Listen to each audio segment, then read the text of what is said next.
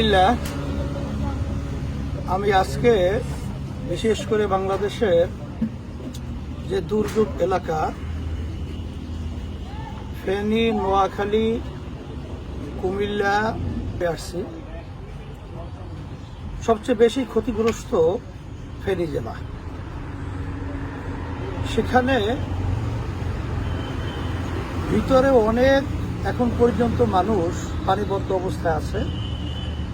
আর এত পানি ইতিহাস ফেনীর জীবনে বা কেউই কোনোদিন এটা দেখে নাই।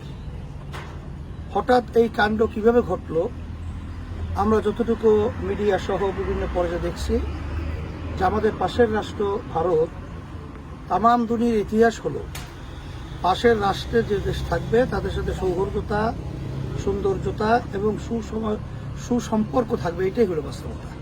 কিন্তু আমরা যেটা লক্ষ্য করেছি যে আন্তর্জাতিক সম্পূর্ণ আইন অমান্য করে তারা হঠাৎ কোনো ইঙ্গিত বা কোনো কথা না বলেই তারা পানি ছেড়ে দিয়েছে।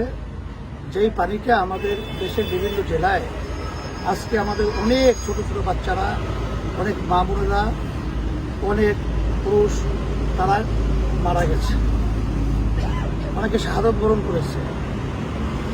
আমাকে বলতেছিল বাস্তবে একজন যে আমাদের সামনে থেকে মহিলাদেরকে পানির স্রোতে নিয়ে যাচ্ছে, গার্জিয়ানরা স্বামী সহ কেউই ধরে রাখার কোনো সুযোগ পাইতেছে না। যাই হোক, এই অবস্থায় আমি তো সশরীরে আলহামদুলিল্লাহ এখানে আসলাম, দেখলাম, ত্রাণ বিতরণ করলাম। এখানে আমাদের সকলেই আমাদের যার যেভাবে আল্লাহ তৌফিক দান করছেন সেইভাবে সবাই উদ্যোগ নিয়ে আমাদের এই দুর্গত আমার যারা নাকি অসহায় অবস্থায়, যারা নাকি বন্যা কবলিত কঠিন একটা অবস্থায় দিন রাত্রি যাপন করতেছেন, তাদের পাশে দাঁড়ানোর জন্য আমি আহ্বান করতেছি। এবং আর্থিকভাবে, শারীরিকভাবে যেভাবে যে সুযোগ পান সেভাবে আপনারা সহযোগিতা আসবেন। এবং মাশাআল্লাহ অনেকেই আসতেছেন এবং সবাই সহযোগিতা করতেছেন। এই জন্য সকলকে আমি আন্তরিকভাবে ধন্যবাদ জানাই। আল্লাহ জাযায়ে খয়র আপনাদেরকে দুনিয়া বা আখিরাতে দান করুক। আর সাথে সাথে আমাদের ইসলামী আন্দোলন বাংলাদেশ, জাতীয় উলামা মাশায়েখ আইম্মা পরিষদ এবং অন্যান্য সহযোগী সংগঠন সহ আপনারা সকলেই আমাদের এই ভাইদের, মা বোনদের এবং এই বাচ্চাদের পাশে দাঁড়াবার জন্যে আপনারা সর্বত্র এর সহযোগিতার জন্য আর্থিকভাবে আমার ভাইদের কাছে যাবেন, তাদের কাছে সহযোগিতার জন্য বলবেন। এবং আমরা যেটা আসলে লক্ষ্য করেছি, অনেকে কিন্তু ভিন্ন ভিন্ন আপনার গাড়ি নিয়ে আসার জন্য চেষ্টা করেন, কিন্তু আসলে গাড়ি নিয়ে সেই জায়গা পর্যন্ত পৌঁছাবার মতো পরিবেশ আসলে সেভাবে এখানে নাই।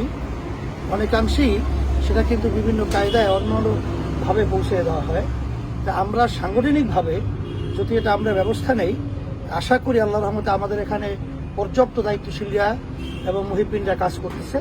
তারা সেখানে স্পিডবোট সহ, বিভিন্ন ট্রলার সহ, বিভিন্ন নৌকা সহ বিভিন্ন ব্যবস্থা তারা রেখেছে। তারা সেখানে পৌঁছে দেওয়ার ব্যবস্থা আলহামদুলিল্লাহ করতেছে। এবং আপনারা সেভাবে যদি করেন তাহলে তাদের জন্য বেশি উপকার হবে। তাই সবাই ভালো থাকেন, আল্লাহর কাছে দোয়া করেন আল্লাহ যেন এই বিপদ থেকে সকলকে উদ্ধার করে এবং সবাইকে যেন আল্লাহ ভালো রাখে। আমরা সবাই সবার জন্য দোয়া করি। আলহামদুলিল্লাহ, সবাই ভালো থাকেন, আল্লাহ কবুল করুন।